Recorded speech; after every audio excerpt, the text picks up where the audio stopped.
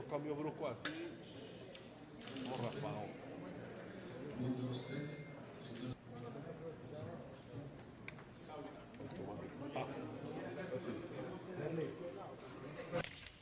Realizando el estudio del caso, en esta oportunidad, esta sala plena resuelve lo siguiente.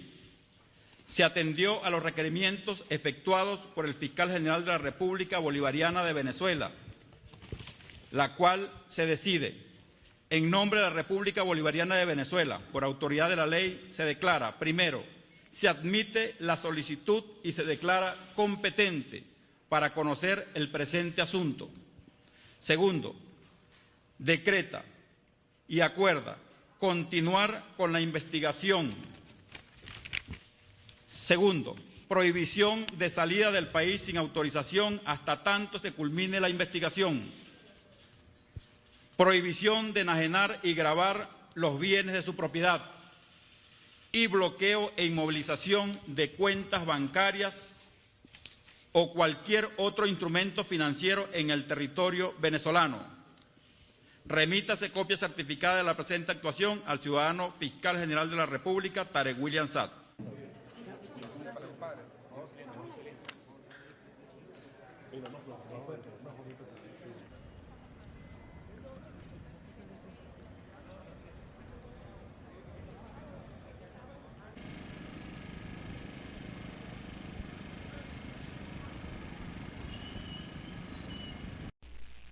We, the Jewish Bundist Diaspora Movement, do not recognize Juan Guaidó as the leader of the Venezuelan country and people.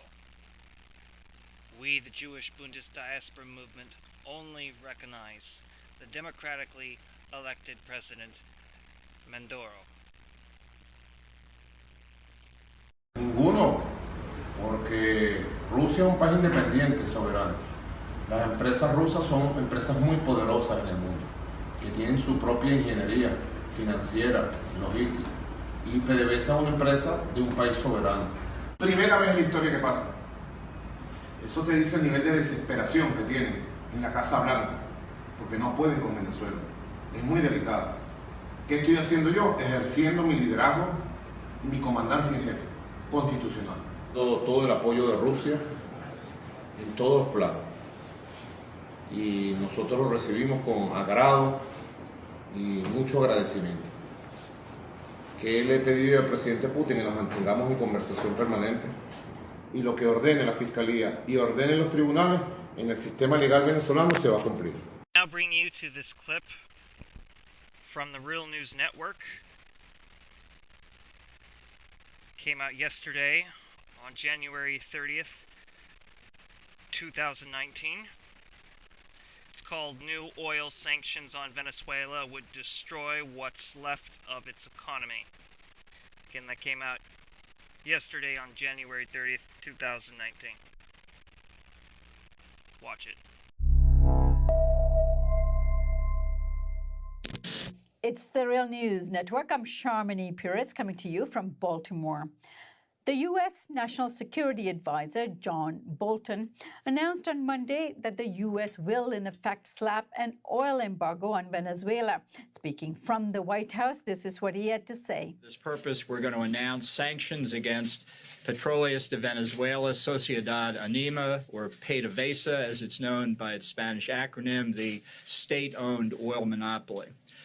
We have continued to expose the corruption of Maduro and his cronies, and today's action ensures they can no longer loot the assets of the Venezuelan people.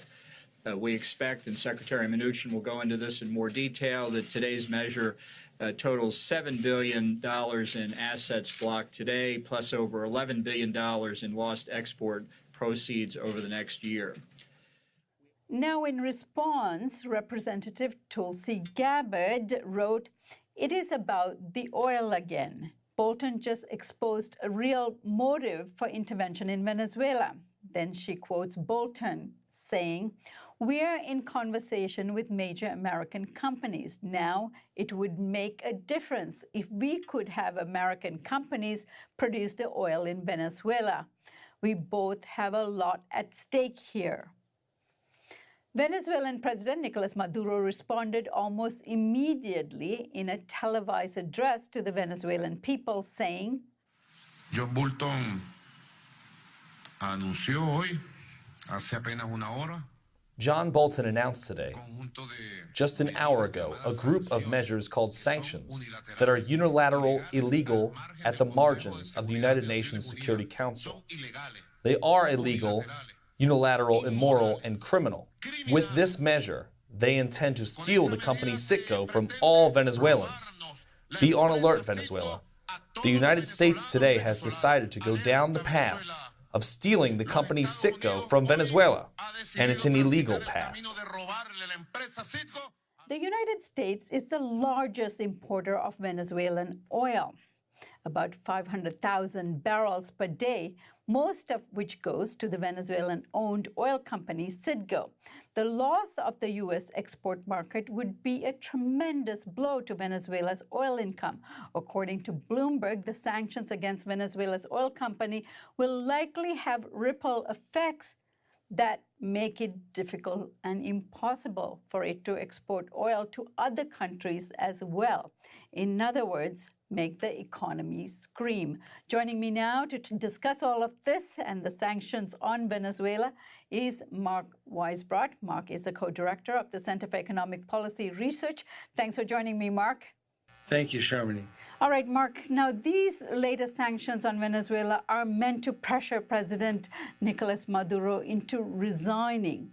Now, according to Venezuela's opposition, Maduro is illegitimate, and the new president of the National Assembly, Juan Guaidó, should be the country's new president instead. Just how much economic pressure will these latest sanctions create, and what kind of turmoil will this mean for the Venezuelan economy? Well, it'll be a huge blow to the economy. And, you know, the economy's already shrunk by about 50% in the last 5 years. That's the worst depression recorded in Latin American history. And even before these sanctions were announced, just on the news of the recognition of a parallel government, economist Francisco Rodriguez, who's the economist who probably knows the Venezuelan economy better than anyone in the world. He works for, he's chief economist at Torino Capital, a Wall Street investment banking firm. And he had estimated that the economy would shrink 11% a year, and he upped that to 26% shrinkage of the economy this year, which is, you know, Great Depression levels. Actually more than that if it happens in 1 year. And that was on the basis of the recognition of the parallel government. In other words, by recognizing the parallel government and saying that the current government is illegitimate and subject to and can't receive money for its oil. That's basically what they were saying. The money would go into an account, or it would go somewhere designated where it would supposedly go to the parallel government. So that was effectively an oil embargo right there. And that's perhaps why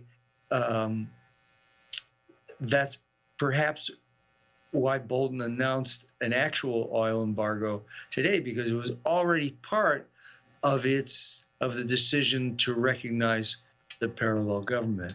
And this would just destroy what's left of the economy.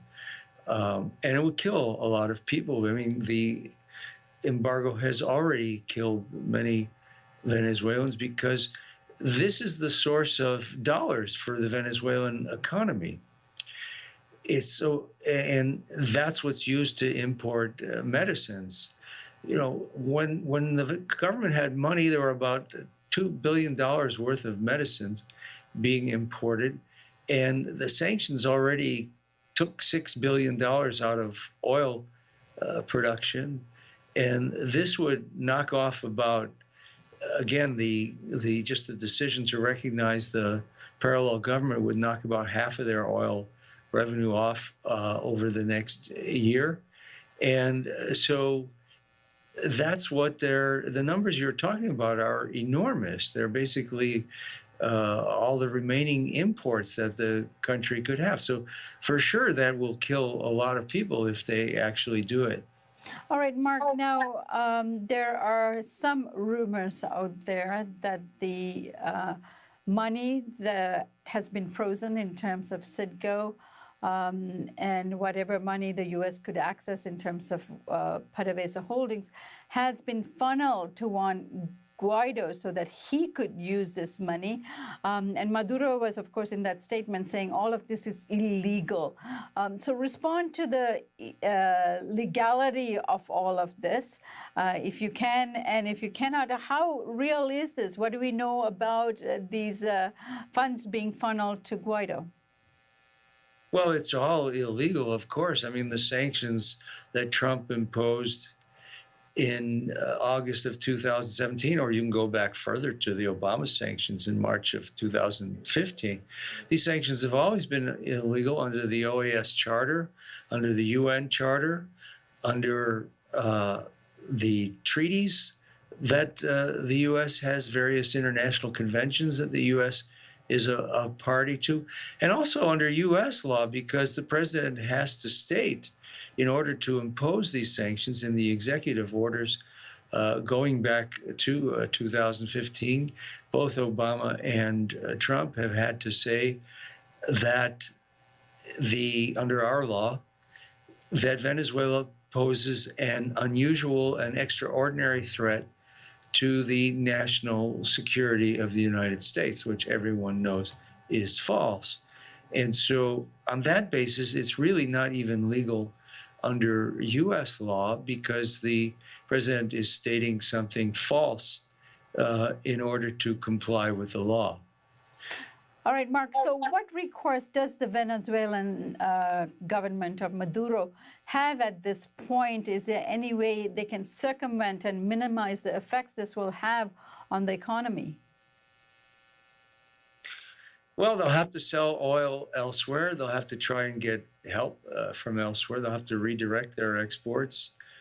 I don't see really how, I don't really see what they can do to, without some help from other countries, I don't see what they can do to make up for this kind of a terrible blow to the economy. And of course, that's the purpose of it.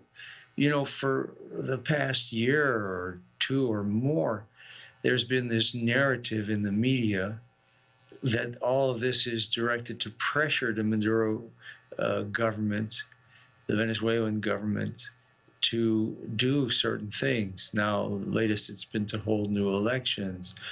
Previously, it was other demands. But this was never true. The purpose has always been to increase the suffering in Venezuela to the point where the government's popularity falls so much that the military intervenes, or somehow through violence, the government is overthrown. That's the actual strategy, and it's of course become much clearer now. Right. I guess the point is to make the economy scream. This is just another way of tightening the grip around Venezuela. Now, there's a Lima Group meeting that is taking place on the 4th of February in Ottawa, Canada. And of course, this would be on the topic for conversation. What do you predict will happen between now and when that meeting will take place? Well, you know, the international context is very important. I think it's important for people to understand this, because again, the media narrative is kind of a clash of civilizations narrative. On the one side, you have this so-called authoritarian government in Venezuela, and you have China and Russia and Turkey recognizing the government. And then you have the so-called democratic countries. But the Latin American countries that are aligned with the U.S. are almost all right-wing governments that are doing what the U.S. wants. And and in Europe, it's very interesting too, because you have now Germany and France and the UK and Spain all gave this ultimatum, this 8-day ultimatum. And this was the result of one person really being flipped, which was the Prime Minister of Spain, who some of the other countries, especially Germany, tend to follow on Latin America. Pedro Sanchez, who was opposed to the Trump sanctions, decided to go over to the Trump side. Who knows what the pressure was or what they offered him.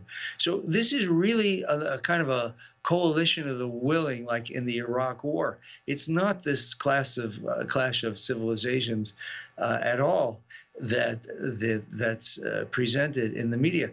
And if you go back to 2013, you can really see this, because in 2013, Maduro won the election, and there was absolutely no doubt about it whatsoever.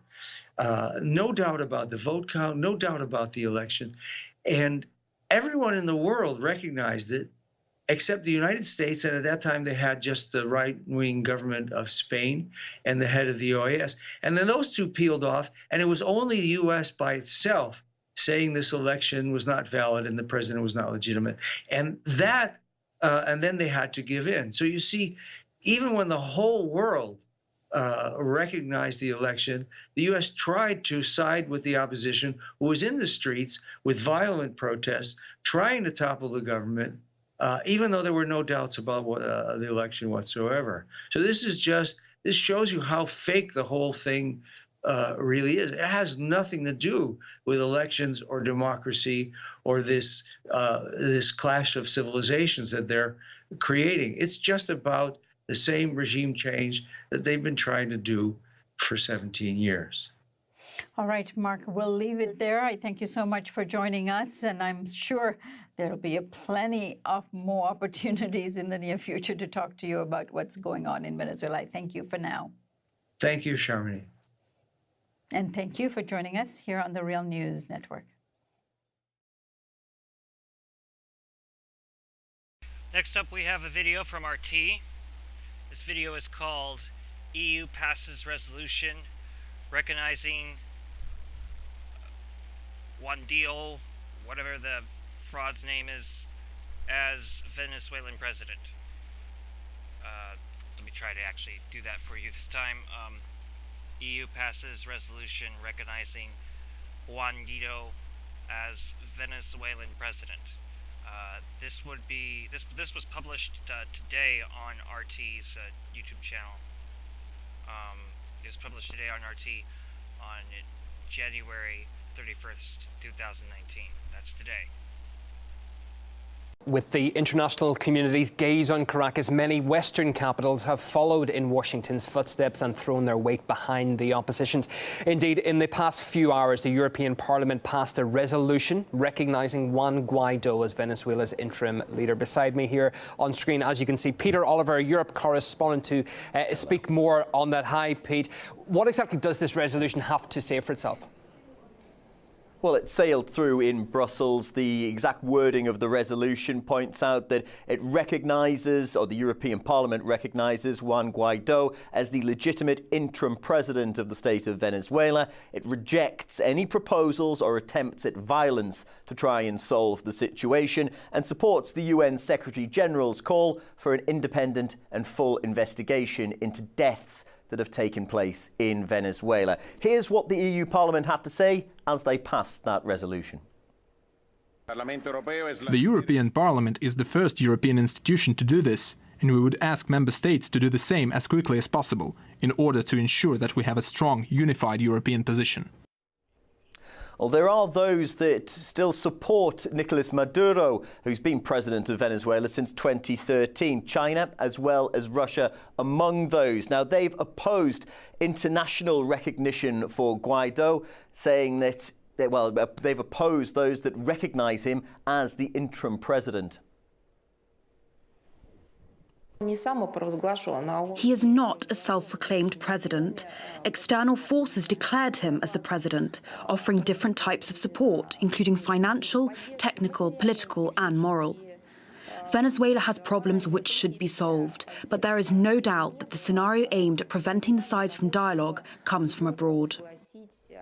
Well, back with the European Union, and Federica Mogherini, the EU High Representative for Foreign Affairs, has been told that she's going to cooperate with neighbouring countries as well as key actors in the area. So I think we can expect more and more coming from the European Union on the unfolding Venezuelan situation in the coming days and weeks.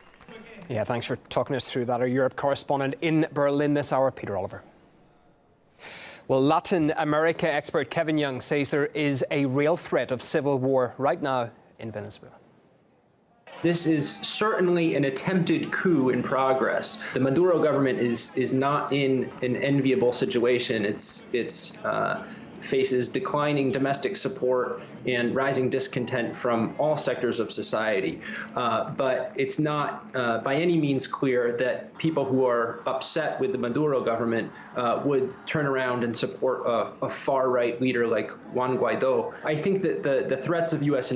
military intervention are designed in large part to convince the Venezuelan military to switch sides and turn against Maduro. But as for what they're going to do, it's anyone's guess at this point. I think that regardless of what happens, if there was to be a military coup or a large segment of the military siding with the right-wing opposition, there would still be very heavy resistance, including perhaps armed resistance. So there really is a real serious threat of civil war here. And that's something that the Trump administration is actually perhaps trying to provoke.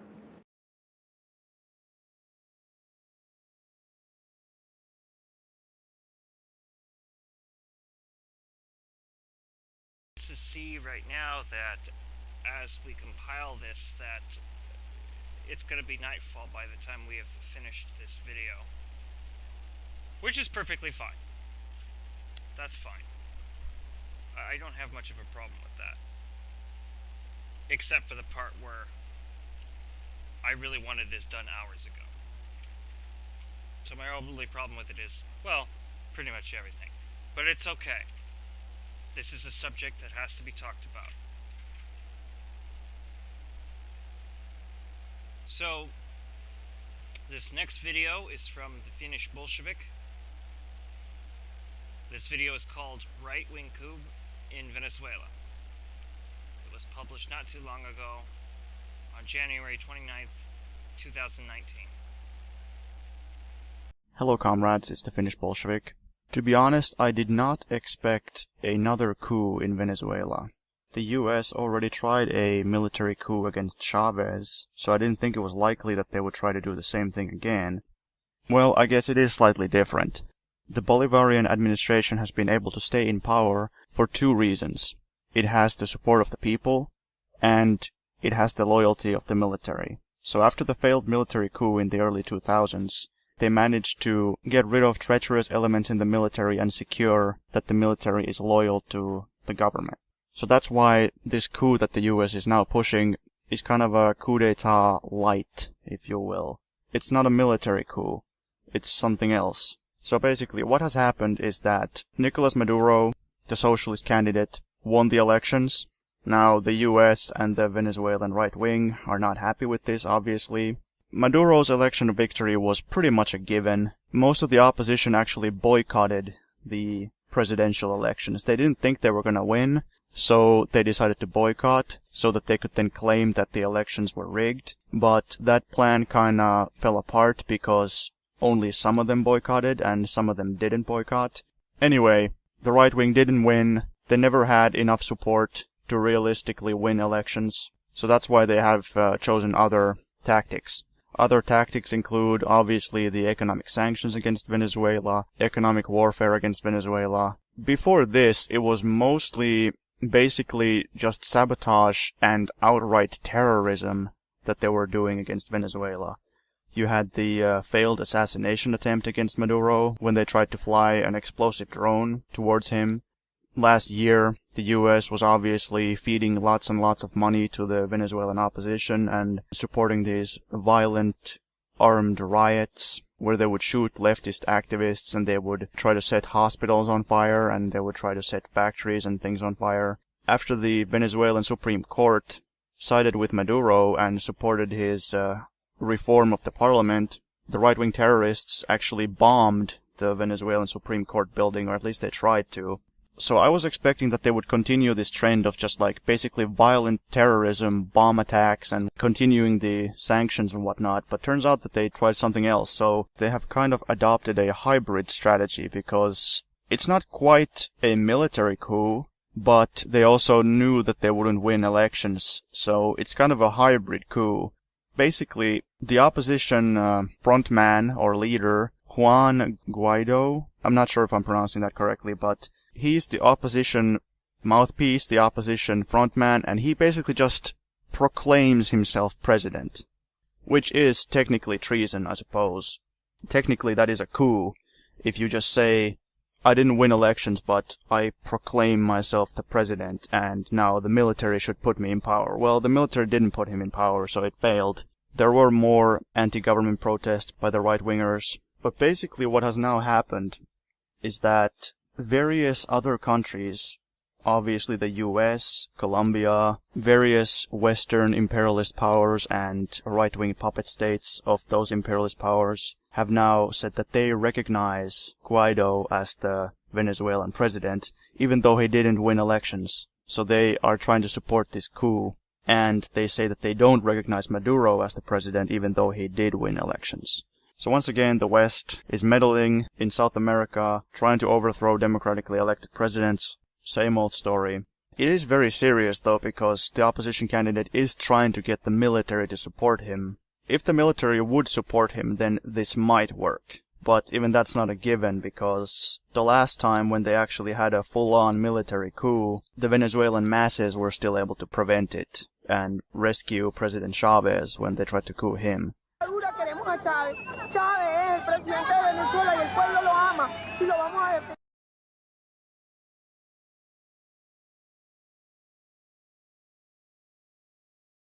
Fuerza Armada, el 98% de la Fuerza Armada en todo el país ha reafirmado, ha reiterado su lealtad a la Constitución vigente en Venezuela, a la Constitución de la República Bolivariana de Venezuela.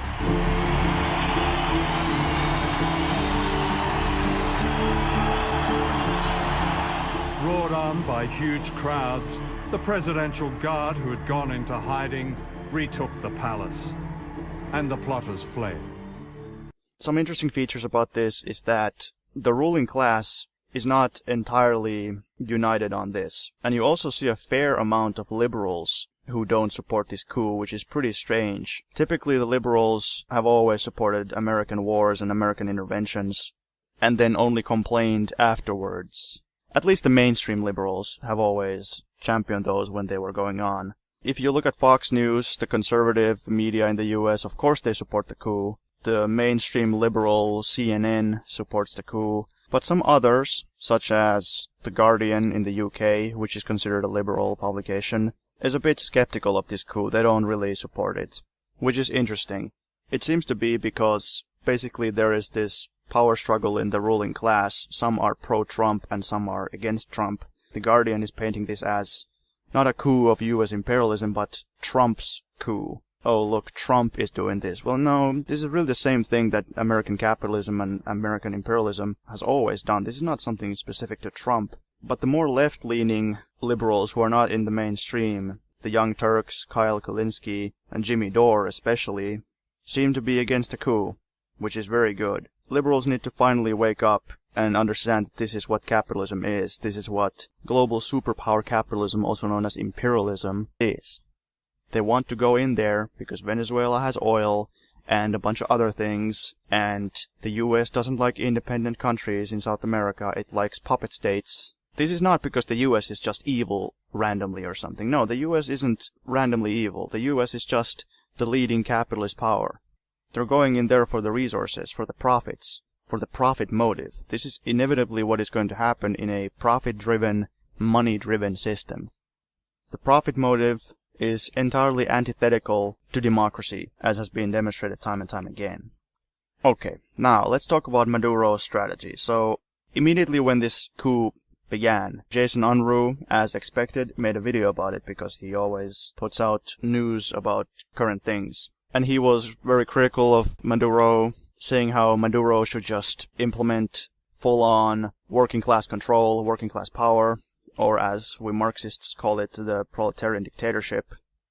Not dictatorship in the sense that it's an undemocratic one-man tyranny or something, but a proletarian dictatorship in the sense that the proletarian class, the working class, has power. They are the ones with the power. Because right now, Venezuela has two powers. There's the capitalist power and there's the working class power.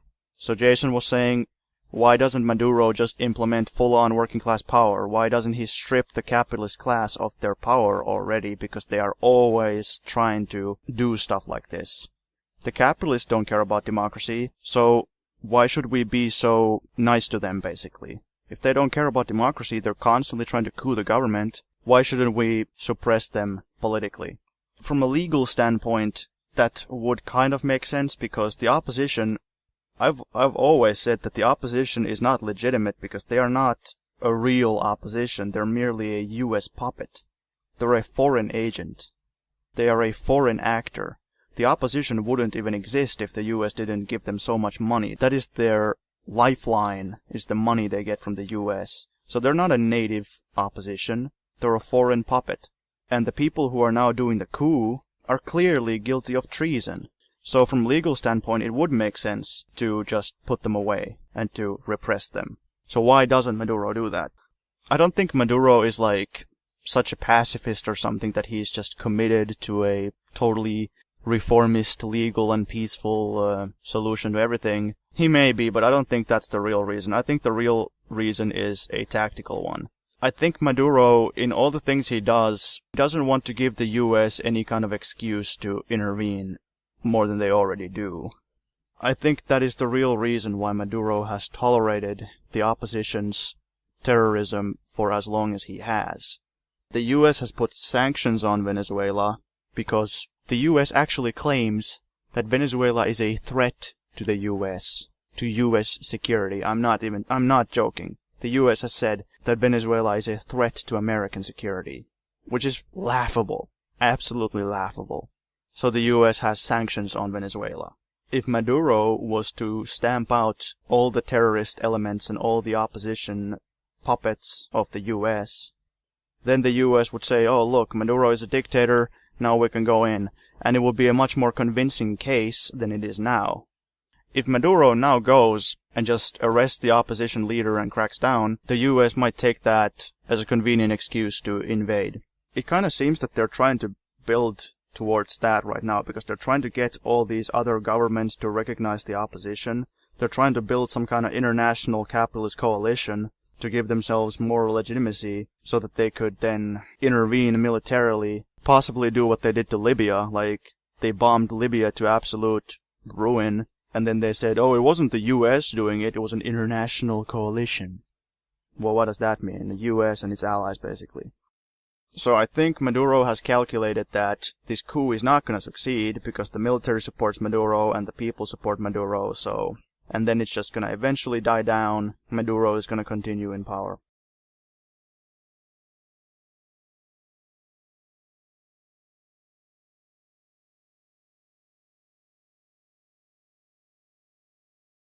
That is probably his calculation. He's just trying to keep his cool, keep calm, not overreact and lash out against the opposition, because that would be then used as an excuse to invade Venezuela. That is my speculation about what is happening and why Maduro is doing what he's doing.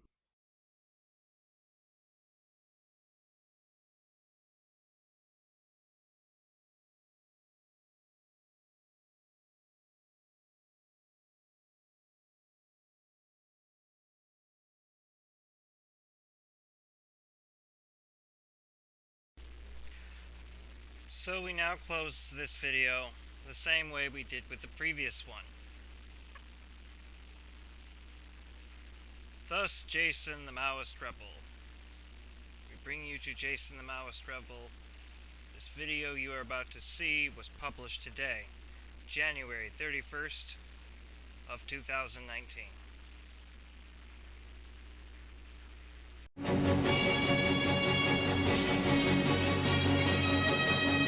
There's a tremendous post on the Gray Zone Project that talks about the origins of Juan Guaidó, the now seemingly the president of Venezuela all of a sudden.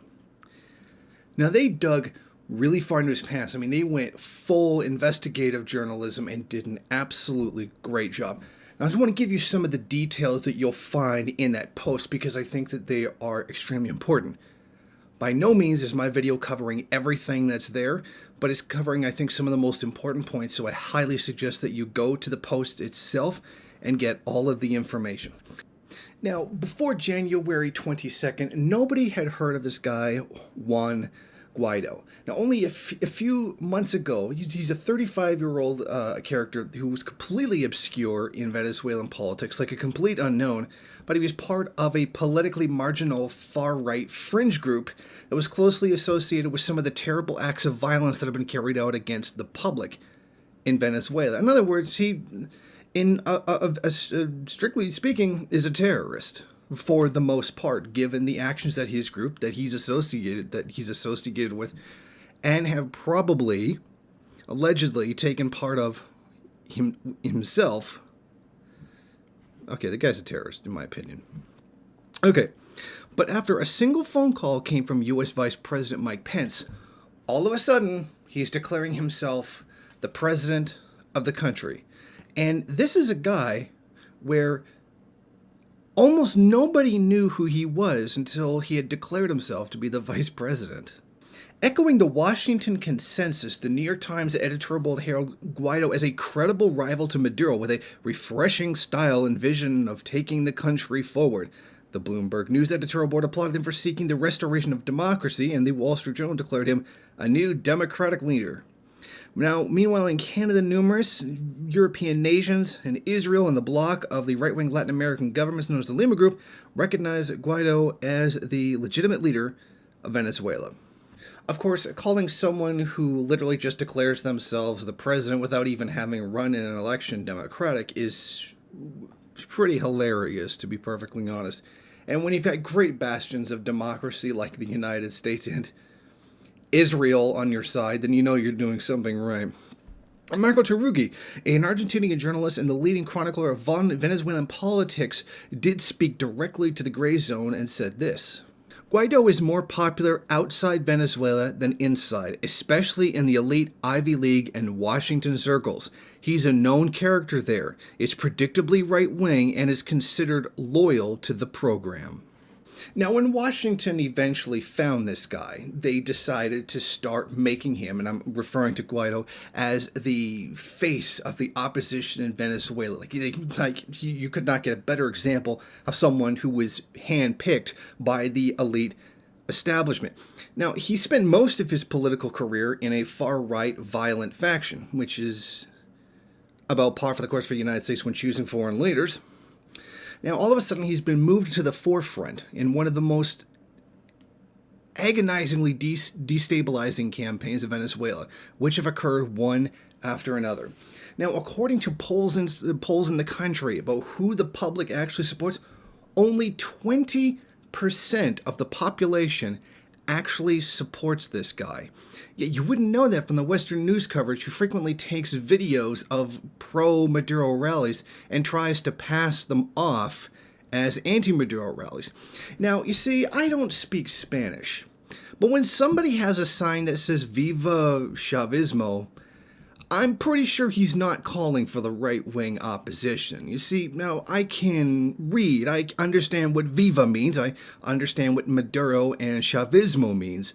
So, to the mainstream media in the United States, and possibly other imperialist powers too, if you're going to lie and say that a protest is anti-Maduro, you might want to maybe Photoshop out some of those pro-Maduro signs, because it kind of just makes you look stupid or lazy that you couldn't be bothered to get that right. I mean, I'm sure there's a large percentage of the American population who speaks fluent Spanish and would know that you're lying.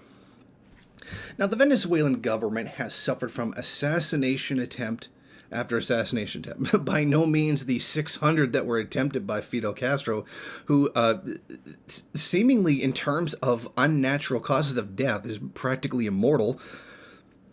Okay. So we have the U.S. involved in a plot codenamed Operation Constitution to capture Maduro at the Miraflores Palace, another called Operation Armageddon to assassinate him at a military parade in July 2017. And just over a year later, the exiled opposition leaders tried and failed to kill Maduro using the drone bombs at a military parade in Caracas. So this is not just a destabilization campaign that has been going on for about 20 years to try to destroy the country and manufacturing political dissent, but outright attempted assassination. And we know this is the United States behind this. The world knows that the United States is behind this. Even the places that completely pretend that the U.S. isn't carrying out imperialism know that the U.S. is trying to have him assassinated. Now, on October 5th, with Chavez's popularity, this was the height. On October 5th of 2005, Chavez's popularity at his height, 5 Venezuelan student leaders now ended up in Belgrade, Serbia, to begin training to carry out an insurrection against the Bolivarian government. And we found this out courtesy of the Center for Applied Nonviolent Action Strategies, or CANVAS, ironically hiring people who have a violent political history while claiming to be a nonviolent organization.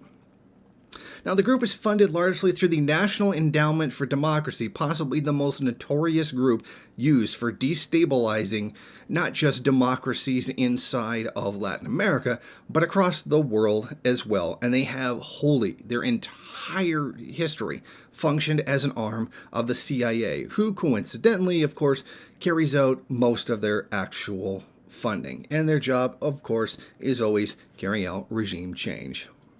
In 2007, when Guaidó graduated from Andes Bello Catholic University in Caracas, he moved to Washington, D.C. to enroll in the Governance and Political Management program at George Washington University under then tutelage of Venezuelan economist Luis Enrico Berrizbiritia, and one of the top Latin American neoliberal economists. Berrizbiritia is a former executive director of the International Monetary Fund who spent more than a decade in Venezuelan energy sector under the oligarchic old regime that was eventually defeated by Hugo Chavez. In other words, he was literally trained by the dictatorship that existed before Chavez eventually came to power and abolished them. Hey, I mean, that's pretty obvious that that's how that was going to go, that he was going to end up being recruited by them to be the one to carry this out. I mean, the opposition in Venezuela is in an absolute mess. Half of them are boycotting the elections, half of them are insisting that they go through. The U.S. calls for people to boycott the election and then turns around and claims the elections are invalid because some people were boycotting them, the very boycott that they themselves called for. Okay. I call for the people in the United States to boycott their election, and no matter who wins, I declare the election to be invalid because reasons. Now, the intelligence company Stratfor and Canvas, the trainers of this cell, identified Guaido's ally, a street organizer named Jan Goicoechea, a key factor in determining the constitutional reform. Following year, that Goicoechea was rewarded for his efforts inside of Venezuela with the Cato Institute's Milton Friedman Prize for Advancing Liberty. Think about that. Milton Friedman, liberty. Pick one. And I mean, the Cato Institute. I mean, that pretty much just says it all right there. Now, he also got a $500,000 prize for doing it, which he then turned around and invested in building his own Liberty First, Primero Justica political network. So, this is just a sample of where this Guaidó character came from. I mean, this is the whole story of his networks to right-wing apparatuses inside the United States, his alliances to regime change elements in the United States, is long documented inside the full actual post that you will find on Gray Zone. But just take this as a mere sample of what a pure and unadulterated puppet of U.S. imperialism that Guaidó actually is.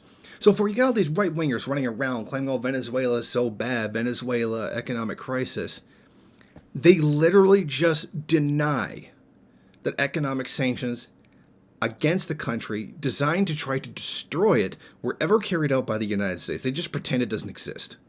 That's like continually robbing someone every time they get out of their house and then claim that they're poor and attack them for making poor life choices. It's stupidity beyond all reason.